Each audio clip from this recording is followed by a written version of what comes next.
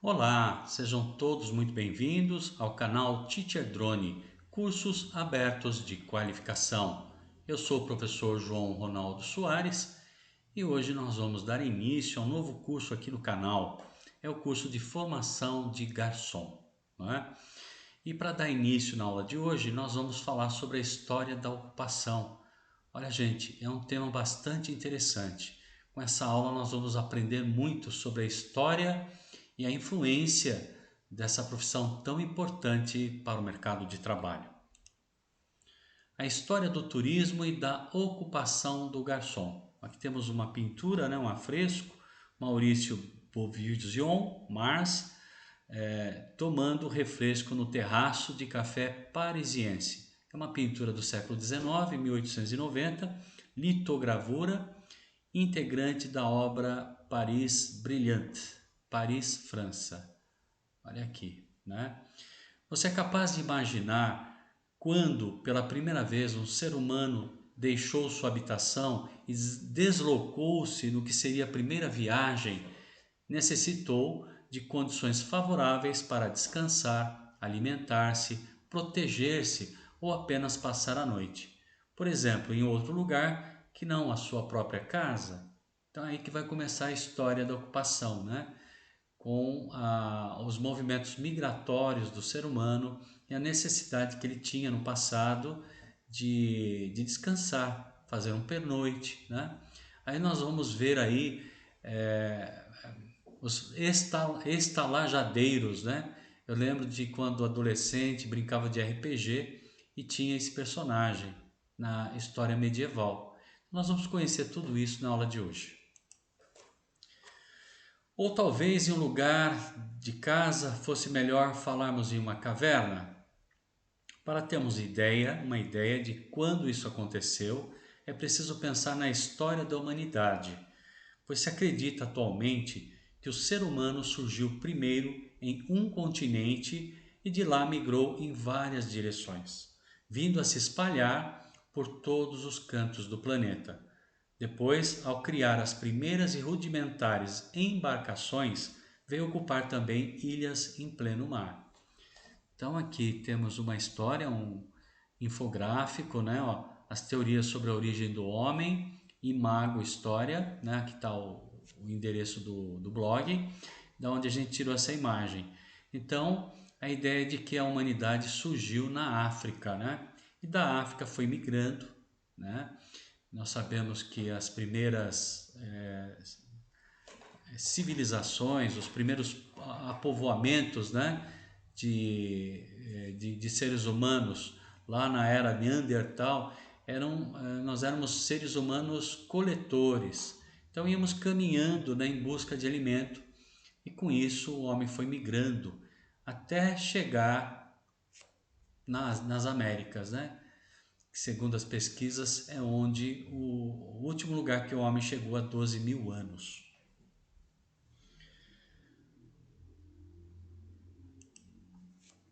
Em épocas remotas, o homem era nômade, como eu tinha acabado de falar para vocês, né? Isso é, não tinha moradia fixa, deslocando-se de um lugar para outro em busca de alimento. Então, éramos coletores.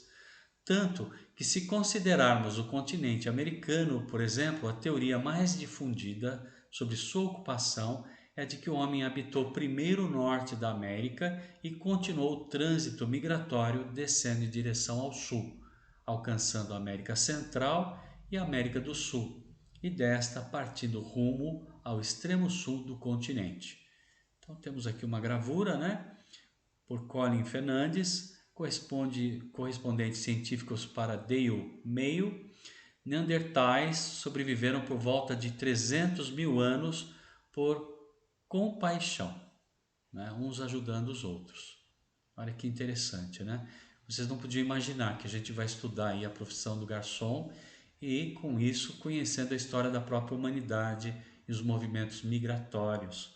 É muito importante que a gente conheça a origem, né, da nossa história para sabermos de onde viemos, né, quais as culturas que influenciaram no nosso desenvolvimento e, principalmente, para entendermos o caminho que estamos fazendo hoje, né? Aquele que não conhece a sua história está fadada a repeti-lo. Segundo se acredita, o Homo erectus teria colonizado a atual África, sendo depois superado pelo Homo sapiens. Este, cerca de 100 a 130 mil anos atrás, teria se espalhado pelo resto do planeta, colonizando, com exceção da Antártida. Antropólogos estrangeiros em geral concordam ao afirmar que as Américas, que aqui no nosso continente, né, a colonização teria ocorrido entre 18 a 20 mil anos atrás. O homem de origem mongol, oriundo da Ásia, teria alcançado as Américas pela Beríngia, região que hoje abrange o Estreito de Bering e as Ilhas Aleautas, né? Entre o nordeste da África, do norte e do nordeste da Ásia, que na época não estava submersa pelo oceano. Então existia uma passagem e por ali o homem colonizou o continente americano.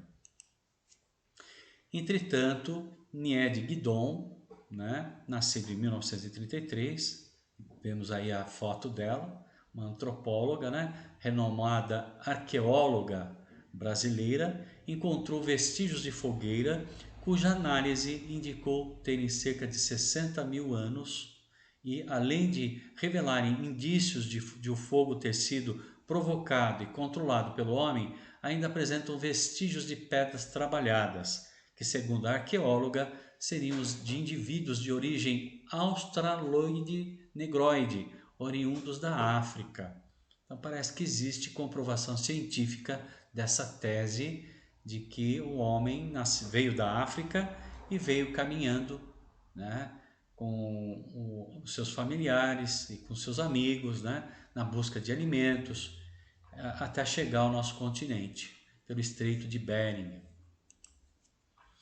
Em meio a essa trajetória pelo planeta, o homem foi se hospedando em caráter temporário em locais cujas condições lhe permitissem satisfazer suas necessidades de segurança, alimentação e repouso, buscando possivelmente situações mais confortáveis para si em tais ocasiões.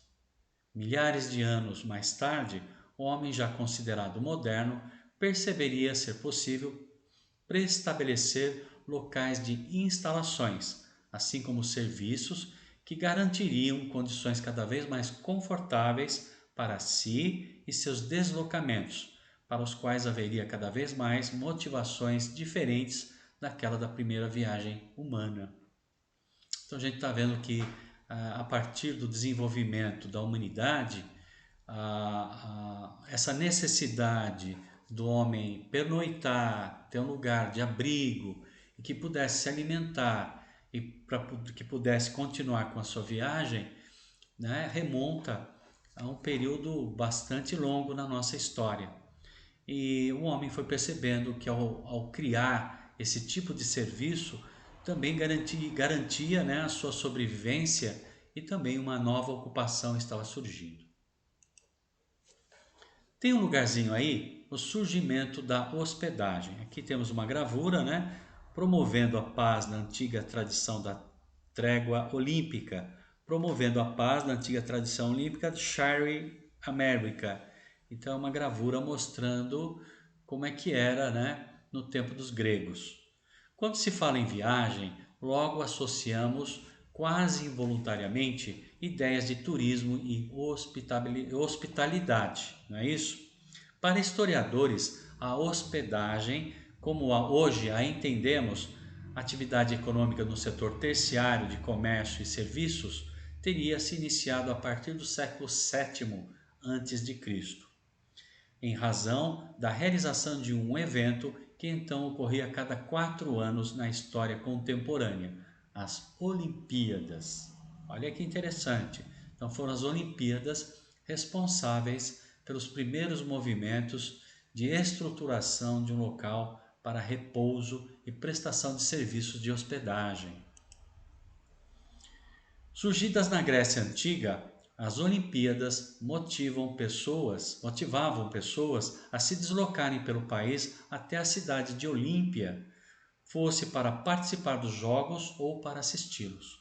Evidentemente, essas pessoas necessitavam de hospedagem, alimentação e outros serviços, tanto em Olímpia quanto em outros locais e ao longo do percurso. Os que viajavam com o objetivo de assistir aos Jogos certamente estavam praticando turismo, né? Então, o turismo iniciou com os Jogos Olímpicos. Então, aqui nós temos um mapa de parte da Europa com destaque para a Grécia, né? Aqui é do Instituto Brasileiro de Geografia e Estatística, do IBGE, Atlas Geográfico. Então, temos aqui a região da Grécia, né? A cidade de Atenas, né? Onde nas suas proximidades nós tínhamos os Jogos Olímpicos, que aconteciam a cada 4 anos, como ocorre na era contemporânea. Em Olímpia, na época, teriam sido edificados balneários e uma enorme estalagem, algo com área aproximadamente de 10.000 quilômetros quadrados. Dessa maneira, foram sendo criadas estruturas próprias para atender a demanda desses visitantes, o mesmo ocorrendo séculos depois no Império Romano. Então aqui temos um balneário. O que significa balneário? Estabelecimento para banho. Um bom exemplo para se compreender formas mais antigas e rudimentares de abrigar os viajantes e as mercadorias que transportavam são os caravansarais, como mostramos nessa gravura de Richard David. Richard Date, Caravanará em Milasa, Turquia, pintura do século XIX, 1845, óleo sobre painel. Né? Então aqui temos uma representação das primeiras estalagens, onde as pessoas pernoitavam para fazer as suas viagens, né? E poder fazer os seus primeiros turismos. Aqui nós temos a Via Ápia, na Roma Antiga, né? A rainha das estradas romanas, Roma para você, né? Olha que legal. A expansão do Império Romano levou à criação de inúmeras vias de interligação entre os locais conquistados, permitindo o transporte e o comércio entre eles, além de ser tornado necessária a criação de estruturas de apoio aos viajantes, mercadores e militares.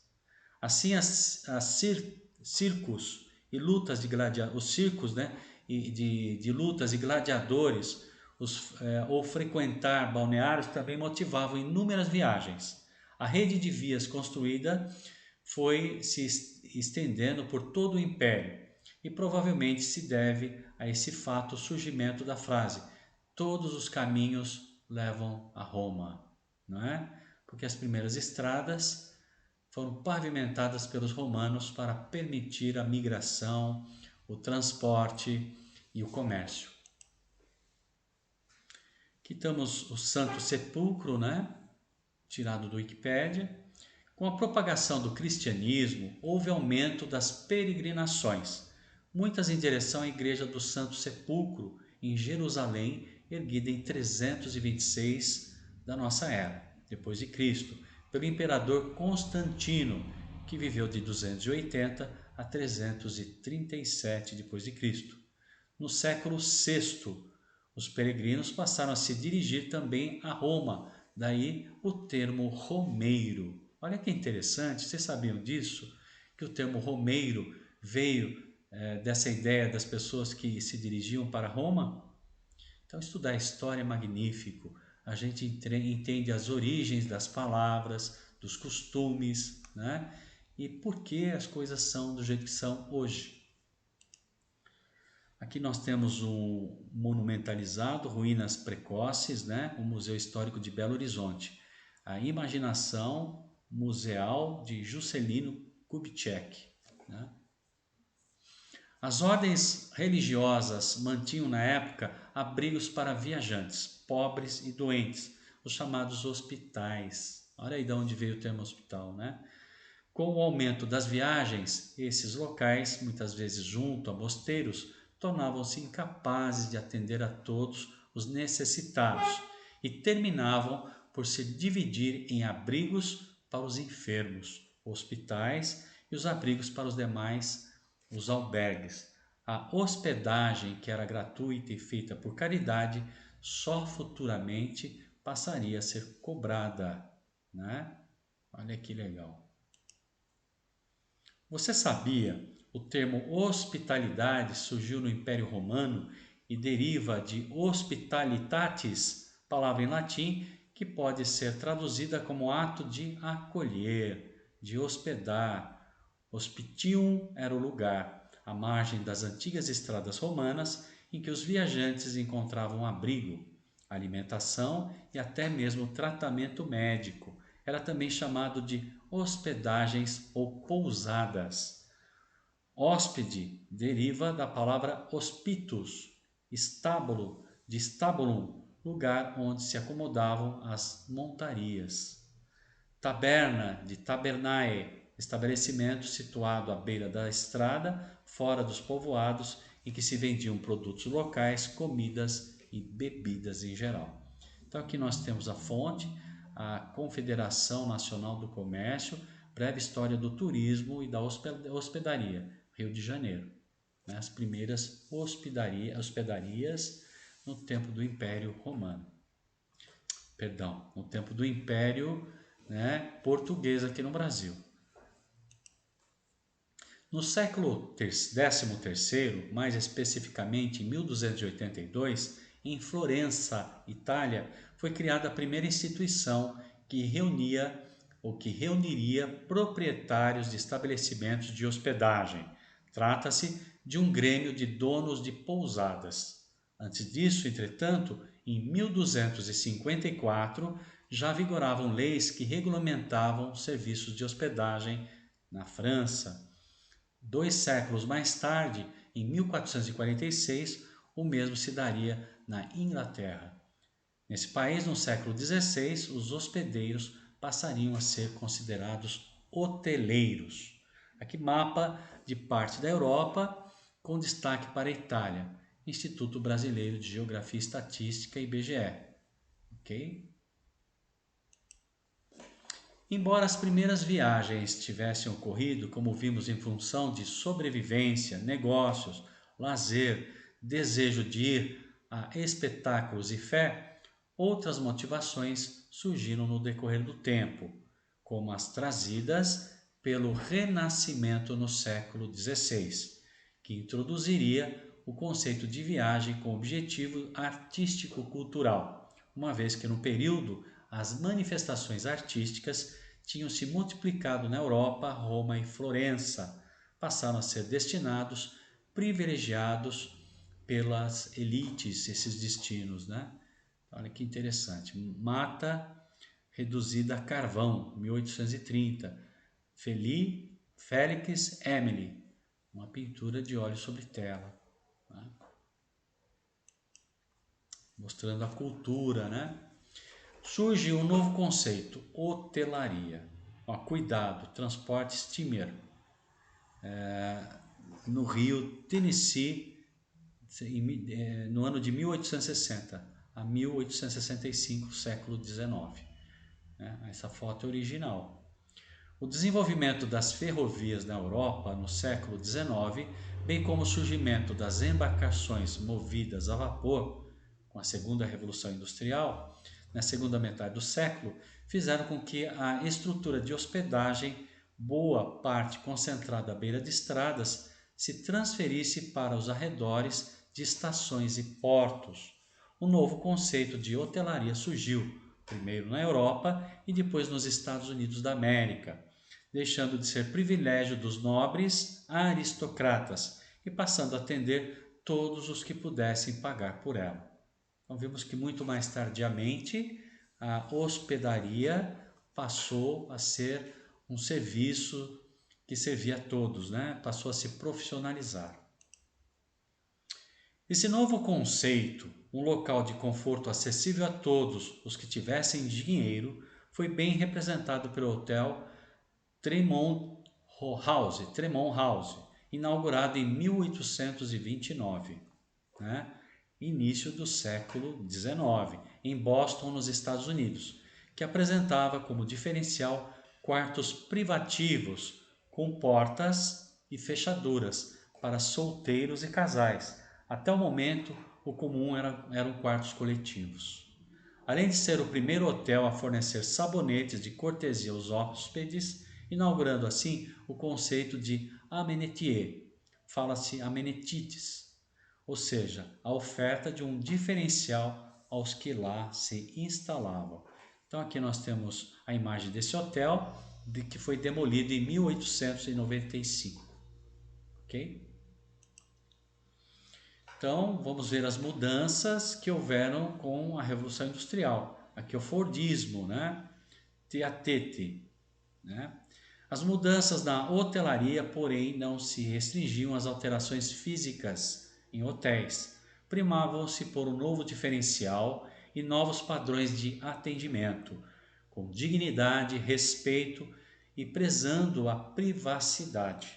Nos anos de 1920, nos Estados Unidos da América, Henry Ford, aqui na imagem, que nasceu em 1863 e morreu em 1947, partiu do princípio de que a produção em massa deveria vir acompanhada do consumo em massa.